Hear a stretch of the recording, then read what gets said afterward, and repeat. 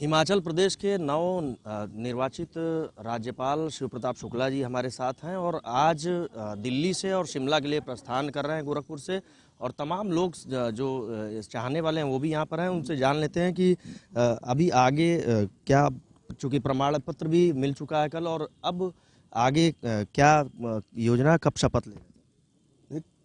आज हम निकल रहे हैं, अभी शाम तक शिमला पहुंच जाएंगे और कल दोपहर में हमारा शपथ ग्रहण का कार्यक्रम वहाँ लोगों ने तय किया है। फिर मैं कल ही शपथ ले लूँगा। सर, एक चीज़ चल रही थी कि आप संस्कृत में पहले भी शपथ लेते थे और इस बार भी संस्कृत में शपथ लेंगे, तो क्या कहना चाहते हैं? नहीं, मैं राज्यसभा में जब गया था तभी संस्कृत में ही शपथ लिया था और वहाँ जा रहा हूँ तो वैसे भी वो देवभूमि मानी जाती है और संस्कृत देवभाषा मानी जाती है। तो ऐसी स्थिति में दोनों का तालमेल बिठाना जरूरी है। वहाँ की जनता भी इससे प्रभावित होगी, शिक्षा के क्षेत्र में बढ़ावा भी मिलेगा। लगातार आप विधायक भी रहे और लंबा राजनीतिक करियर, गोरखपुर का एक नाम जुड़ा हुआ है, और तो ये बताइए कि किस तरह से लेते हैं इस पूरे लंबे चौड़े राजनीतिक करियर? मैं इतना ही मान करके चलता हूँ कि पूरे समय में मैं केवल कार्यकर्ता बना रह गया, नेता नहीं बन पाया। और कार्यकर्ता बने रहने के नाते संगठन के प्रति मेरा मोह अधिक रहता है। लोगों को भी ये चाहिए कि संगठन को ही अपना सर्वोपरि समझ करके कार्य करें।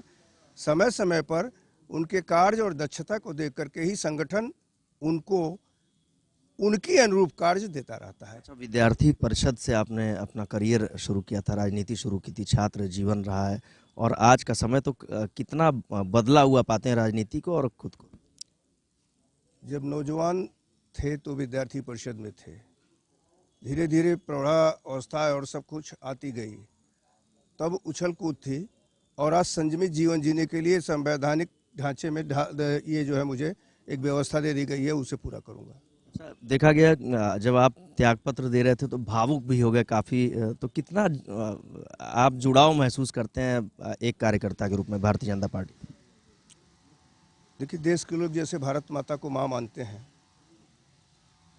तो मैं समझता हूँ कि 40 साल का जीवन बहुत होता है, और 40 साल तक मैं जिस संगठन के साथ रहा, अपरिहार्य परिस्थिति में उसे त्यागपत्र देना पड़ा, तो उस समय में अपने को रोक नहीं पाया, और उसी का परिणाम था। अब फिलहाल मैं अपने को स्वस्थ महसूस कर रहा हूँ, और जो कार्य का दायित्व तो मुझे दिया गया उसे पूरा करने जा रहा हूँ। अच्छा, लोगों से क्या कहना चाहेंगे, गोरखपुर के लोगों से, और जो आपके चाहने वाले हैं, कार्यकर्ता हैं, समर्थक? देखिए, गोरखपुर के लोगों से मुझे नहीं कुछ कहना है, क्योंकि गोरखपुर के लोग तो मन में, दिल में मुझे बसाए हुए हैं और वो मेरे दिल में बसे हुए हैं, तो दिल से दिल की बात करता रहूँगा।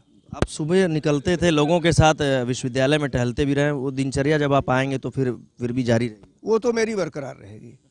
वो टहलने तो मैं हर परिस्थिति में जहाँ भी रहता हूँ, कहीं भी जाता हूँ, दिल्ली में भी टहलता रहता, यूपी भवन में रुका तो यूपी भवन से भी निकल करके टहलने के लिए चला जाता था।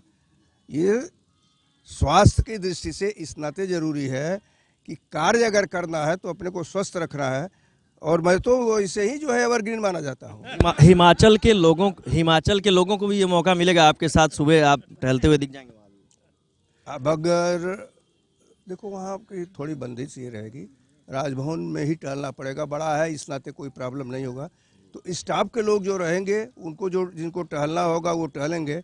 मैं किसी पर अपनी बात थोपूंगा नहीं, लेकिन अपनी बात पूरी अपने शरीर के साथ निश्चित रूप से करूंगा। शीर्ष नेतृत्व मोदी जी और योगी जी के लिए क्या कहना है? मैं ये मान करके चलता हूं कि इसमें आदरणीय प्रधानमंत्री जी की महत्वपूर्ण भूमिका रही है।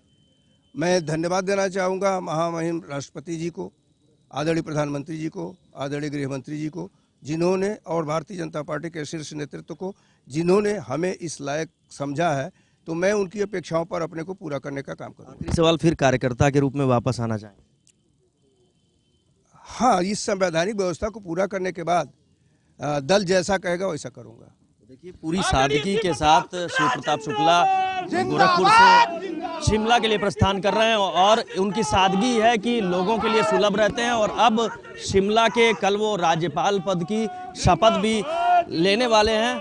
और यही वजह है कि अब गोरखपुर में उनके समर्थक उनको यहाँ से विदा करने के लिए जुटे हुए हैं। नीरज श्रीवास्तव, एबीपी गंगा, गोरखपुर।